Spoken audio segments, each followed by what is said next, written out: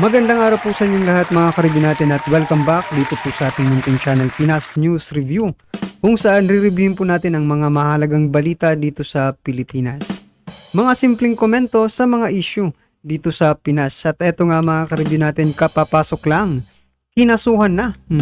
General Macanas hindi na nagpatinag. PNP Chief Acorda nagimbal sa natuklasan. Yan mga karibin natin ang ating alamin. Mula po rito sa channel ni Kabayan News PH. Yan mga karibin, nasa description po ang full video link ng balitang ito. Subscribe na po kayo kay Kabayan News PH. At kung bago ka pa lang sa ating munting channel, please don't forget to subscribe.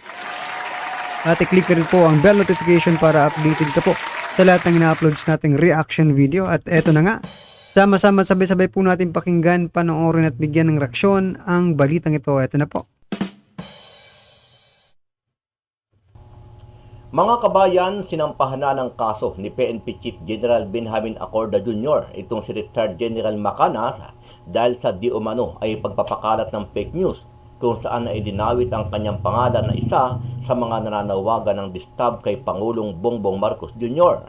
Sabi ni Acorda na saktan siya at hindi niya mapapatawad ang ginawa ni General Macanas. It hurts me that there are people na gusto lang maging sikat yung kanilang vlog ay gagawa ng mga disinformation. No less than my face, the face of the Chief of Staff, posted on viral and saying the AFP and the PNP withdrawing support or asking resignation of the President, it's unforgivable. Ayon sa PNP, sinampahan ng kaso si General Macanas dahil sa mga aligasyon nito na nag-withdraw na ng suporta si Acorda at Browner kung saan ay hinihikayat na bumaba na sa pwesto itong si Pangulong Bongbong Marcos Jr. Ang sinampa po natin kaso ay dahil sa pagpapakalat po ng hindi totoong information na ang ating Chief PNP ay nag-withdraw na po ng support. So yan mga karibin natin, ang lumalabas pala dito mga karibin, parang inunahan na no ni General Macanas yung PNP at saka AFP mga karibin natin doon sa kanyang pahayag. Base po dito sa balitang ito.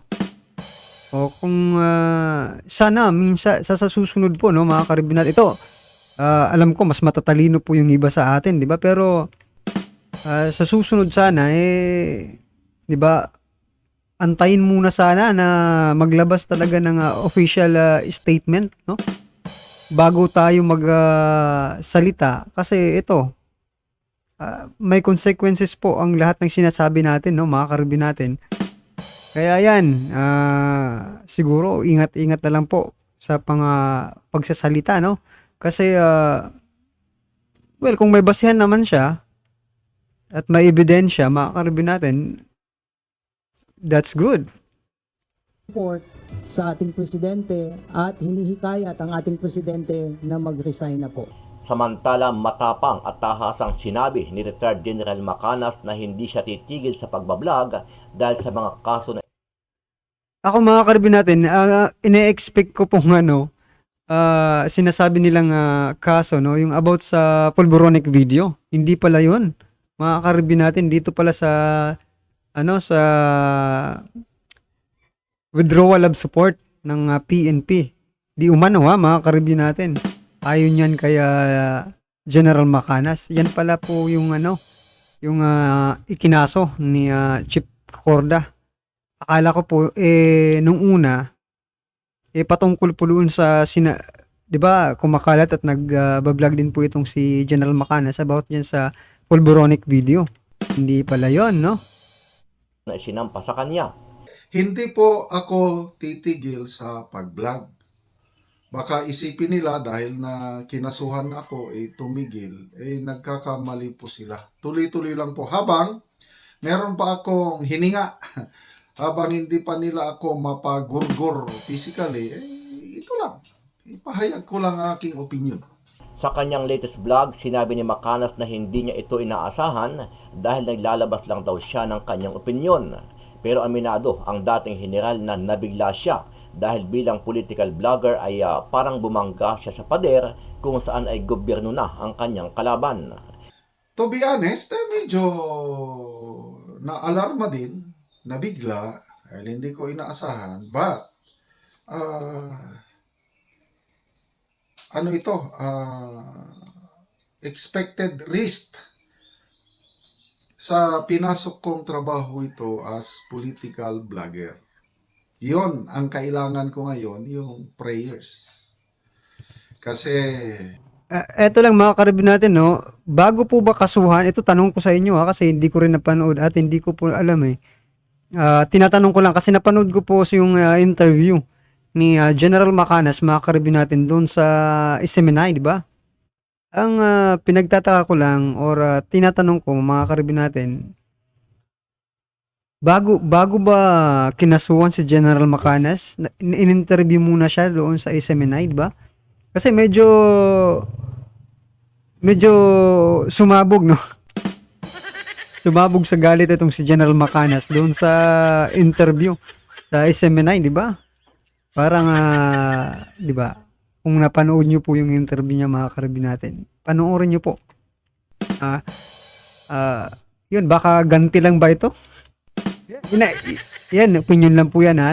Inaano lang natin. Pero, malay natin, di ba? kailangan natin ang tulong ng Diyos dahil ang binabangga natin parang bumabangga tayo sa pader. Sa huli nanawagan si Macanas ng tulong pinansyal sa kanyang mga supporters at subscribers sa YouTube para makalikom ng pondo bilang pambayad sa kanyang magiging abogado para sa mga kinakaharap niyang kaso. Pag makausap ko na yung abogado, malalaman ko magkano ang initial na bayad. Kasi nakikita ko this is a long battle. Siguro one of these days, hihingi ako ng tulong sa inyo, yung may kakayahan lang. Ano ang masasabi mo dito, kabayan? Sama-sama nating panuorin ang buong video at pakicomment nyo po ang inyong mga reaksyon at sariling opinyon. Pero bago yan, muli po ako nag-iimbita sa mga hindi pa po Pero yan ba, may lumabas pong balita, mga karibin natin, nasasagutin na daw ni Madam Maharlika, no? Yung abogado ni General Macanas. So yan, General Macanas, hindi mo na po kailangan sigurong magpa-donate pa. Di ba? Kasi, di ba, doon sa una mong vlog, napapanood ko po yan, ha? Doon sa unang vlog, mga ka-review natin, sa laban po ni DG Bantag, mga ka-review, may parang ganun ding eksena, di ba? Na may involved na coins, di ba? Coins na lang para hindi tayo mga ka-review natin. At dito naman sa laban niya, mga ka-review natin, yan, mag-ano daw siya, di ba?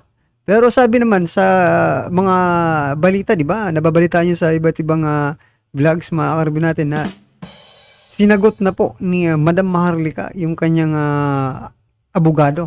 So, no need na po likom-likom pa ng mga sinsilyo. Yan, ha? subscribe sa ating channel na Kabayan News PH, pakipindot po ang subscribe button at pakiclick na rin ang notification bell para lagi kayong updated sa mga bagong upload natin na legit at napapanahong balita. Maraming pong salamat. Kilala na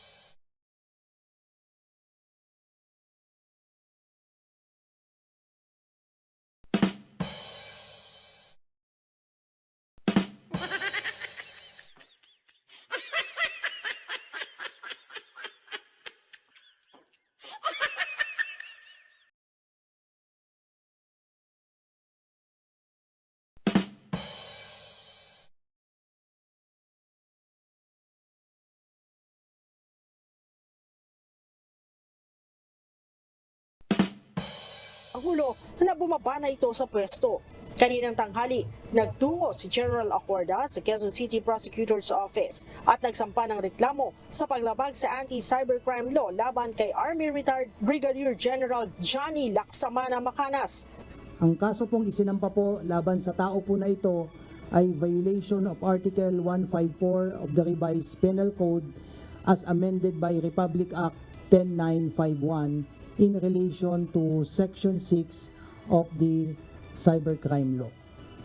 Noong isang linggo pa, ipinapahanap ni General Acorda sa PNP Anti-Cybercrime Group kung sino ang nasa likod ng pagpapakalat ng mga maling impormasyon upang masampahan ang kaso. Ang pagsasampa po ng kaso ng ating Chief PNP ay isang patunay na kailangan po nating respetuhin po ang karapatan ng bawat isa. Nire-respeto po natin ang karapatan ng lahat ng individual na magpahayag ng kanilang saloobin, laban o pabor man, kanino man o kaninong grupo, maging sa ating gobyerno. Subalit, ang pag-exercise po ng ating karapatan must be within the bounds of law. Sa harap ng bagong taon, alam kong may mga bagong pagkakataon at mga hamon na naghihintay sa atin. Kaya hinihikayat ko, ipagpatuloy ninyo ang pagiging masigasig, maging bukas sa mga bagong idea at laging handang humarap sa mga pagbabago. Magpatuloy sa paglilingkod sa bayan. Ito ang binigyang diin ni Philippine National Police Chief, Police General Benjamin Acorda Jr. sa gitna ng umuugong na usapin sa destabilisasyon sa pamahalaan. Ayon kay Chief PNP, mas dapat pagtuunan ng pansin ng mga pulis ang maayos na pagtatrabaho ngayong taon para sa kaligtasan ng publiko. Our goal in 2024 is to sustain the trust and confidence of our communities and make positive changes in the lives of the people we serve. Ituring natin ang bawat araw bilang pagkakataon na maging mas mabuting mga lingkod bayan. Payo pa ni General Acorda sa mga kasapi ng PNP, huwag magpaapekto sa mga naglalabasang peking impormasyon sa social media. Patuloy tayong magsikap na maging inspirasyon sa ating mga kasamahan at sa komunidad na ating pinagsisilbihan. And in the face of disinformation circulating in different platforms, let us united as law enforcers, upholding the rule of law, respecting the Constitution, and defending our government. Gayunman, hindi na iwasan ni Chief PNP na maglabas ng sama ng loob sa pagdadawit sa kanyang pangalan sa umano'y destabilisasyon laban sa pamahalaan. It hurts me that there are people na gusto lang maging sikat yung kanilang blog ay Nako po. gagawa ng mga disinformation. No less than my face, the face of the Chief of Staff, posted on viral and saying the AFP and the PNP withdrawing support or asking resignation of the President, it's unforgivable. Hindi po tama yon. Hindi aniya palalampasin ng pambansang pulisya ang insidente. Sa katunayan, noong Biyernes, ipinag-utos na ni General Acorda sa PNP Anti-Cybercrime Group na tukuyin upang masampahan ng kaso ang mga nasa likod nito. We don't tolerate these things. So yan mga karibin natin, ano po ang inyong opinion? Yan, patungkol po dito sa pagsasampa ng kaso. Kaya General Macanas mga karibin natin, sa palagay niyo po ba, no, isa ba itong pag-suppress ng freedom of expression mga karibin natin? Ay, ano po sa palagay ninyo, ang opinion ninyo, no, dito sa nangyayaring ito? Kasi, diba, lahat naman po tayo ay may kanya-kanyang karapatan na magpahayag ng kanyang opinion, di po ba? So, yan, comment lang po sa baba para sa lang po ng ating mga kababayan ang inyo pong nararamdaman, no, or opinion patungkol po dito sa balitang ito, alright? Alright, kung bago ka pa lang at di pa po napag-subscribe sa ating munting channel, please don't forget to subscribe. at i-click na rin po ang bell notification para updated ka po sa lahat ng ina-upload nating reaction video at huwag din pong kalimutang mag-subscribe. Kaya Kabayan News PH, nasa description po ang full video link ng balitang ito.